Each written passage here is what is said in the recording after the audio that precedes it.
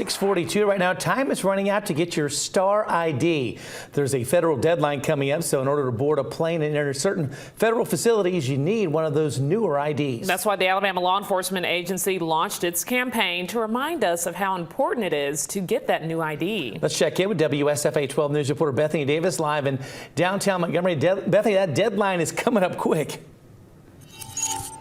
May 7th is the deadline. So yeah, we're down to just the last couple of months. This is Lieutenant Jeremy Burkett with the Alabama Law Enforcement Agency. Let's explain, what is the Star ID and how is it different from the IDs we have now? So your standard for most people in the state of Alabama, they have a Class D driver's license, which again gives you the ability to operate a motor vehicle not only in the state of Alabama but across the United States.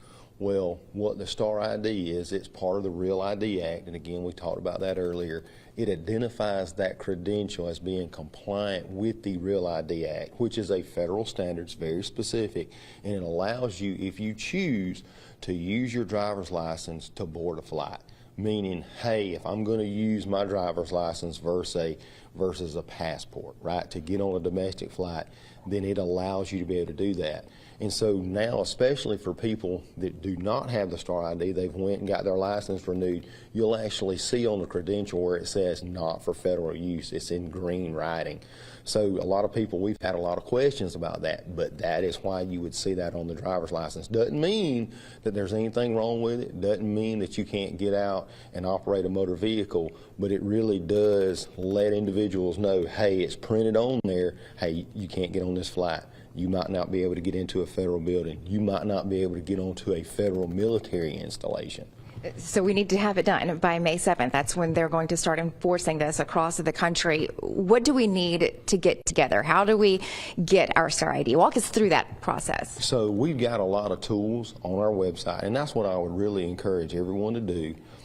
Take the time, because again, your situation is very specific to you, right? So there may be certain documentations that you may require because you've had a name change, whereas I've never, had to have my name changed when I got married, right? So your situation, Bethany, may be very different than Jeremy Burkett's situation. So one, do your research, go to our website. We've got a really good guide where it's basically interactive, where you pull it up, you can click on it, and there's a bunch of different ways to get to Star ID if you go to the other website, but go to the guide, click on it, and it walks you through, meaning, hey, you click on this, so again, I need to prove my identity. A lot of times that's going to be the birth certificate. What do I need to do for my Social Security? Oftentimes it's going to be the Social Security card.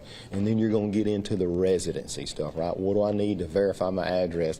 And some of the reasons that this is complicated is because it can be so many things, meaning, it could be a mortgage, it could be your tag receipt, especially for your address. And I think sometimes that's why it gets complicated for people, because there are so many options. So that's why we really encourage people to go to the website, do your research, make sure that you've got all your documentation, and even if you need to reach out to the driver's license, feel free to do that, because what we don't want people to do, again, is schedule that appointment, come down to the driver's license office, go down there, stand in line, which again, especially if you do an appointment, you shouldn't have to wait that long, but you stand there and you get in front of the examiner only to be turned around. And that's what we don't want people to happen. We don't want anybody to have a bad experience, and we also want people to try to take advantage of this as soon as possible, meaning if everybody waits till May the 7th, then that's going to create a backlog, and then people will have to wait. Go ahead and get it done now. You're right, your website is very easy to walk through, it's very easy to maneuver, and you've set up a really great way to make sure that everybody can get their questions answered. There's even a list of frequently asked questions there, and we've known this deadline was coming. Listen, Congress passed this requirement in 2005 after a recommendation from the 9/11 Commission. So this isn't a new idea, it's just time now to get on board with it. Yeah, like you said, do your homework, do that in advance, and it won't be so bad. Bethany, thank you. We have a link right now to ALEA's online guide to help with that Star ID application process. You can find that by going to WSFA.com.